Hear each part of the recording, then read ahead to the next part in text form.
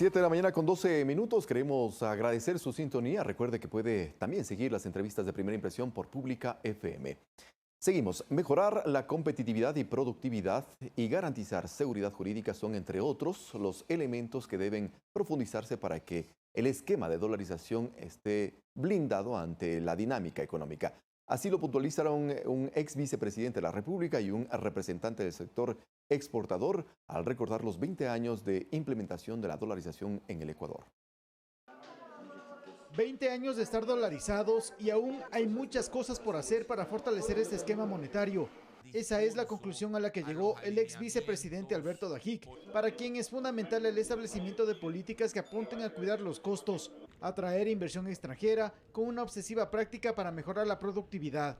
Hay que hacer una simplificación de la asfixia regulatoria que existe en el Ecuador con tanto trámite, tanto requisito, tanto permiso. Alberto Dajic propone que lo fundamental es corregir ahora aspectos puntuales del manejo económico del país, que pensar en abandonar la dolarización. Mire usted el caso de Grecia. No había ni billetes en los cajeros, no había cómo pagarle a los jubilados y no se pudieron salir del euro. Sencillamente es una cosa muy difícil. Desde la mirada del exportador, los desafíos para fortalecer la dolarización apuntan a mejorar la competitividad con políticas de productividad agresivas. Daniel Legarda, presidente ejecutivo de la Federación Ecuatoriana de Exportadores, considera que el dólar como moneda generó estabilidad y previsibilidad. Lo cual ayuda a las personas naturales para planificar mejor su futuro en la compra de su casa, su vivienda, para fortalecer su patrimonio. Ha ayudado a las empresas para planificar de mejor manera su horizonte. No son solo estos, sino muchos otros componentes los que hacen que una economía dolarizada subsista. Ambas personalidades concordaron en precisar que el impuesto a la salida de divisas es la piedra en el zapato de este esquema monetario. Javier Ceballos, Medios Públicos.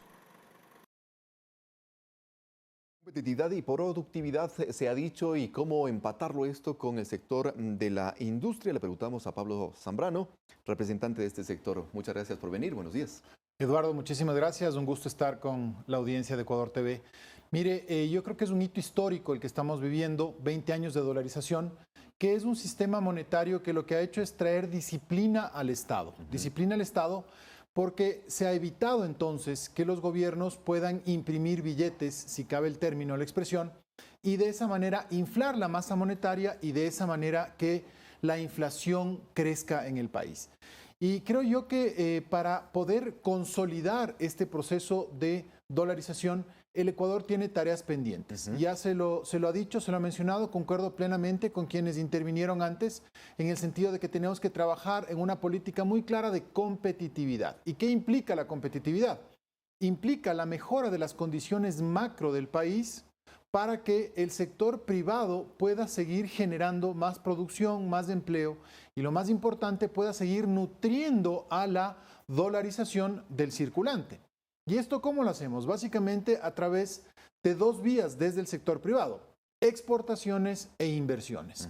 Por eso entonces se requiere tener un marco regulatorio que beneficie las inversiones y beneficie y potencie las exportaciones. Ecuador tiene un gran potencial en materia exportadora. Hemos visto los datos del año 2019, cómo se ha cerrado, y vemos cómo, por ejemplo, las exportaciones de camarón han superado a las exportaciones de banano. Y esto ya es por tercer año consecutivo.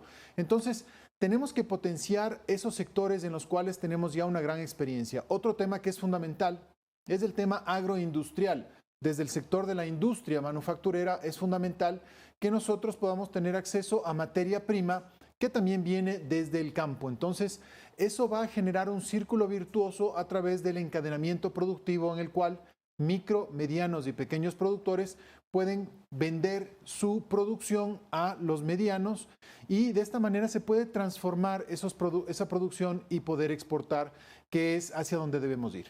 Ahora, ese compromiso que usted plantea por parte del sector privado, ¿qué tan, digamos, entendido, sincronizado está con la Asamblea Nacional, que, por ejemplo, es desde donde se tiene que emitir los cuerpos jurídicos, con el Ejecutivo, que es además el colegislador en ese sentido?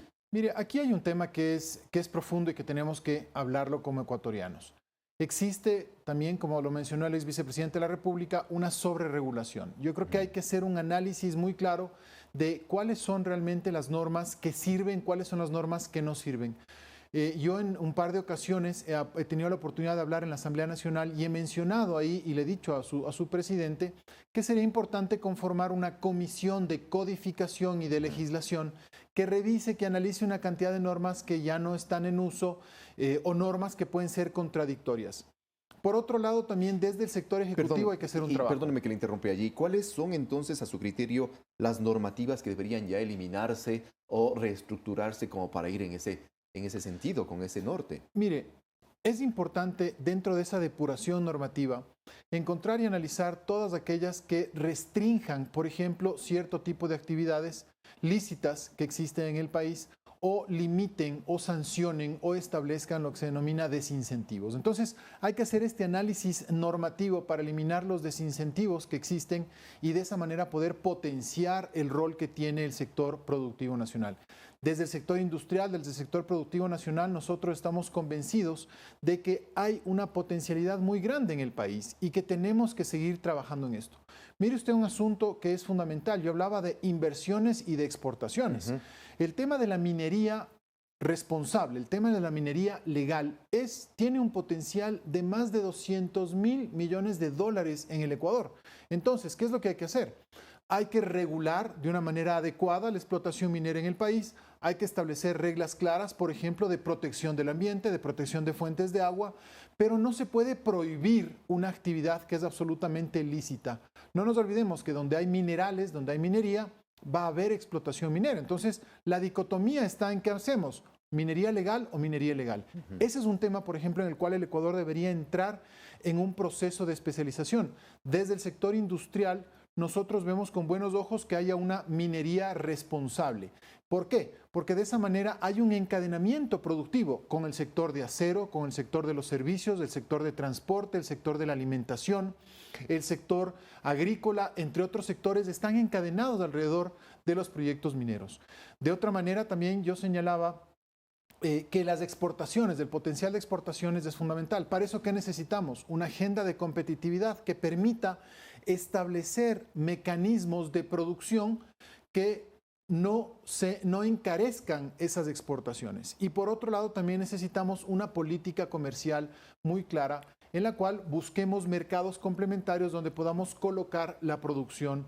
Entonces, de esa manera nosotros vamos a poder sostener la dolarización que ha traído un bien muy importante al país, ha traído tranquilidad, ha traído estabilidad a la economía de las personas y del Estado, y algo muy importante que ya también se señaló, ha permitido que la gente pueda planificar sus finanzas y de esa manera poder superarse, todos podemos planificar, por ejemplo, la compra de una casa, la compra de un vehículo, la compra de maquinarias, entre otras cosas. Ya para ir cerrando la entrevista, por favor, la ley de simplificación y progresividad tributaria, la ley del emprendimiento que también fue tramitada hace pocas horas nomás, antes de ayer, en la Asamblea Nacional. ¿Cuánto abonan a todo esto que usted menciona? Mire, es muy importante que la Asamblea Nacional expida normas como la ley de emprendimiento, que va a generar condiciones para que los ecuatorianos que están recién iniciando sus actividades productivas puedan tener mayor éxito. Se eliminan algunos requisitos, se eliminan también algunos trámites y creo que eso es beneficioso, fomentar el emprendimiento. Y respecto a la ley de simplificación tributaria, es una ley compleja, es una ley que implica que el sector productivo va a tener que aportar más al país, pero lo hacemos con el convencimiento de que el bien mayor es la estabilidad económica, es la sostenibilidad fiscal y lo más importante, sentar las bases de un ordenamiento económico de aquí hacia el futuro. Por eso es necesario que en este año 2020 los ecuatorianos pensemos en el país, arrimemos el hombro y generemos propuestas que añadan valor, que mejoren el empleo, que mejoren la producción.